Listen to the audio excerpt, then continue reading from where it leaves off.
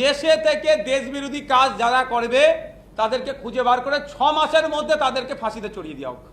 2-10টা করে দিলে সব ঠান্ডা হয়ে যাবে। একাধিক প্রশ্ন উঠছে।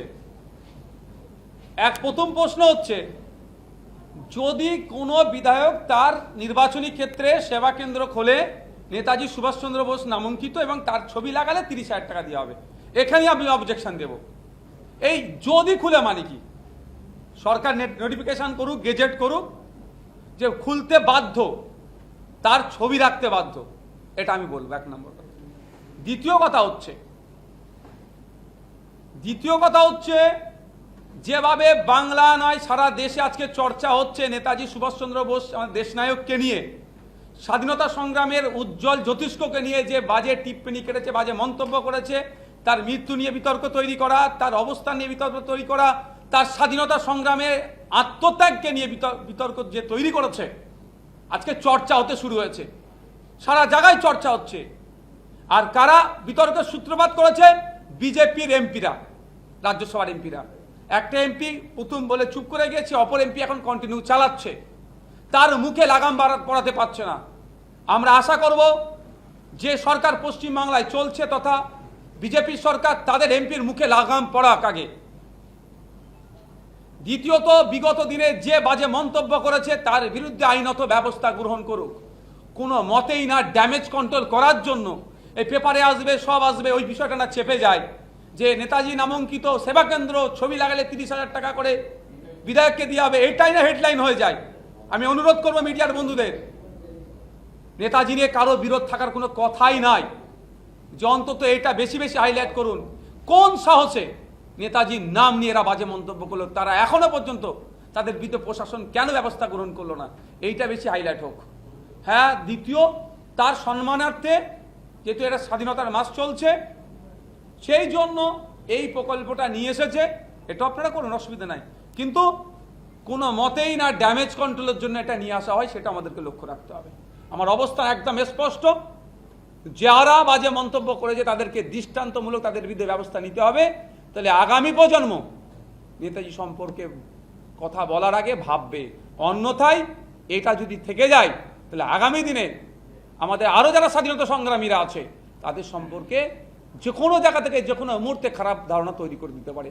ভাবতে অবাক লাগছে, দেশের প্রধানমন্ত্রী সমালোচনা ঊর্ধ্বে নয়, তাকে নিয়ে সমালোচনা করলে তার বাড়ি পুলিশ চলে যাচ্ছে, তাকে খুঁজে পেয়ে যাচ্ছে, তার বিরুদ্ধে অ্যাকশন নিচ্ছে। আর দেশের প্রধানমন্ত্রী পদটা পেত না এতদিন। আমি যে চেয়ারে বসে আছি, এই আমার বলার স্বাধীনতা পেতাম না নেতাজি সুভাষচন্দ্র বোসের যদি না লড়াই আত্মত্যাগ থাকতো, তা আমাদের স্বাধীনতা সংগ্রামীদের লড়াই আত্মবলিদান আত্মত্যাগ যদি না থাকতো, তাহলে যাদের আত্মত্যাগ আত্মবলিদান লড়াইয়ের ফলে আমরা এই স্বাধীনতা পেয়েছি, আমরা এই গণতন্ত্র পেয়েছি, তাহলে এখানে তাদের বিরুদ্ধে বাজে মন্তব্য করছে, আমরা চুপ থাকতে পারি না।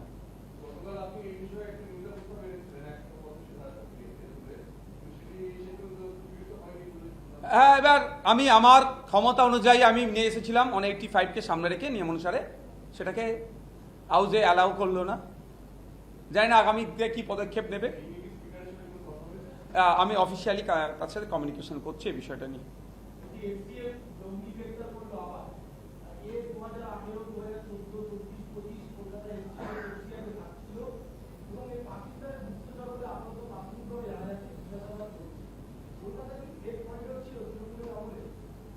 দেখুন, ব্যাপারটা হচ্ছে সারা ভারতবর্ষে যেহেতু পাকিস্তানের গুপ্তচর বলছেন, বিভিন্ন সংস্থার মাধ্যমে আমরা খবর পাচ্ছিলাম, কেউ এয়ারফোর্সে জব করতো, কেউ ইন্ডিয়ান আর্মিতে, বা বিভিন্ন জায়গায় কেউ রাস্তায় আপনার ভাঙা জিনিসপত্র পড়ে থাকতো, সেগুলো পুরোনো কাজ করতো, আবার স্পাই হয়ে কাজ করতো।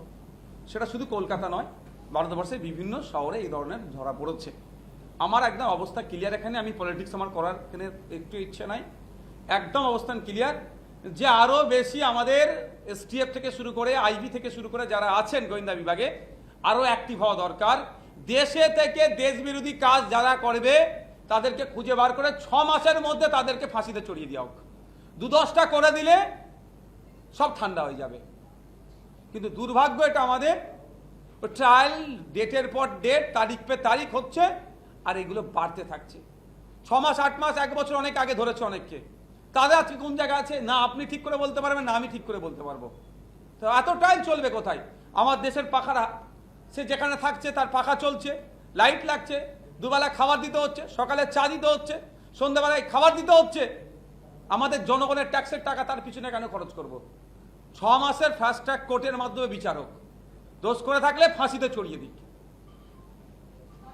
যদিও ফাঁসি নিয়ে অনেকের বিরোধিতা আছে, আমি এই জন্যই বললাম যে দৃষ্টান্ত তৈরি করা হোক দেশের স্বার্থে।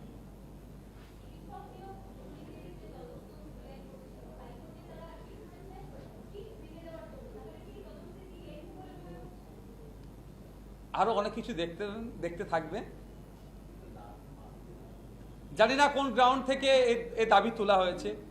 এসআইটির কাজের অগ্রগতি হচ্ছে না বলে তারা নিজস্ব দায়িত্ব নিয়ে করবেন, না এই তদন্ত এখানেই সমাপ্ত হলো, দাহ হলো, দাফন হয়ে গেল, এটা সময় কথা বলবে। তবে আমি ভালোর আশা দেখতে পাচ্ছি না যারা দুর্নীতি করেছে, কারণ দেখছি যারা দুর্নীতি করে দুর্নীতিতে যারা সাঁতার কাটছে, 2-4 বার রাজ্য সরকারের মন্ত্রীদের নামে একটু বাহবা নেওয়ার জন্য ভালো ভালো কথা বলে দিচ্ছে, 6 মাস 8 মাস আরো জেলের বাইরে থাকবে, এই ধরনের মানে তাদেরকে এক্সটেন্ড করা হচ্ছে। আমার যেন কোনো জায়গাটা ফিল করছি আমি।